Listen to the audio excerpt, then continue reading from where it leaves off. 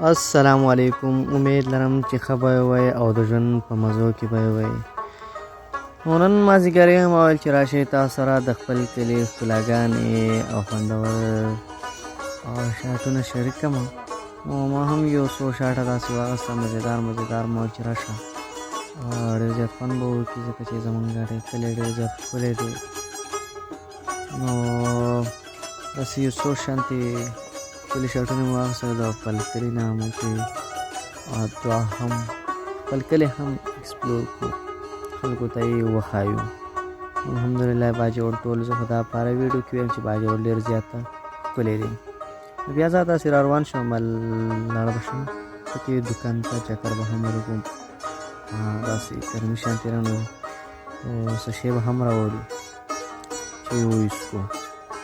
او داسې راووتم چې دلته مې ولیده ملګري مې هم ناست وو.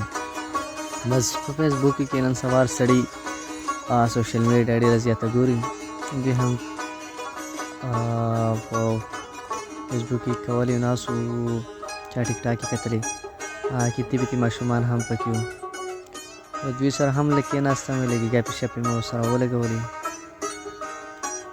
او لږ ساعت مې ورسره هم تېر شو. ډېره زیاته مزه یې وکړله او مړه بس چې یاران وي که نه تر څنګ در سره وي نو دا ډېره زیات ویاړ خبره ده. لږ ساعت ورسره کېناستم، بیا مې ته ویل چې راځئ چې ځو دوکان ته. دوی ویل نه زموږ چېرته کار دی موږ هلته ځو. نو بیا زه راورسېدلم دوکان ته.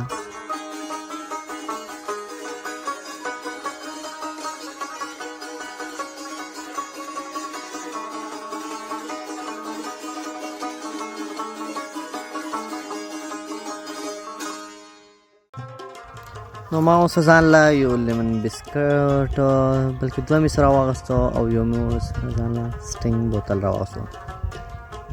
نو بېرته را واپس شوم، مال چې لاړ شم بېرته واپس خپل ځای ته او ځان ورسوم. داسې را روان وم په لاره او ویډیو مې داسې لږه تیزه کړم چې ویډیو اوږده لږه شارټ شي. نو په لاره را روان وم، دلته مې پکې واړه هم ولیدل. ما دوی ته وویل چې مرغۍ اوسې چې مې ولې دې ټایم کې جالي کوي او بچیو ته یې نو تاسو دا مه کوئ ځکه چې دا زموږ د ملک د یو وطن ښکلا ده. نو هغو ته مې پکې هم داسې نصیحت وکړم چې دا مه کوئ. نو ټولو ته دا زه وایم مرغۍ مه وړئ. را سره مخې ته ګورئ.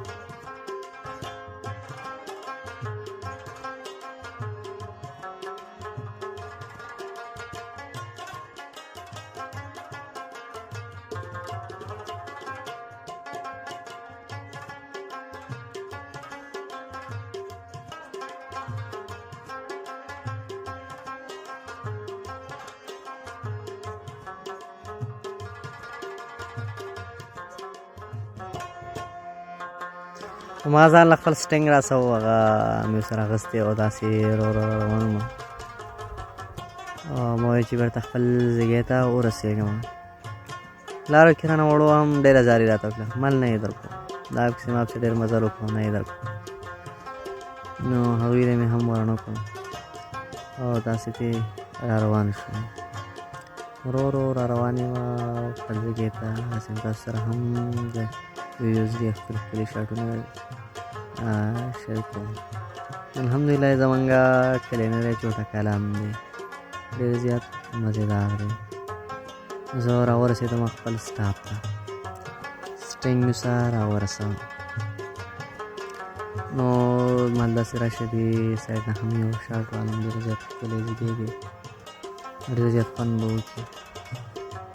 نو زه بیا دې سایډ ته مې هم یو شاټ واخیستلو او داسې بیا ناست وم.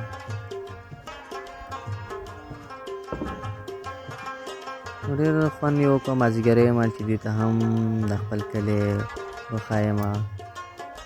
دا زموږ کلی دی، که څوک راځي وزټ کولی شي. زما نمبر دی په وټساپ باندې، هغه ته پوزیشن کوم بیا هغه شي. ما خپل سټینګ هم کولاو کړو، لیمن بسکټ مې څه هم راغوستي.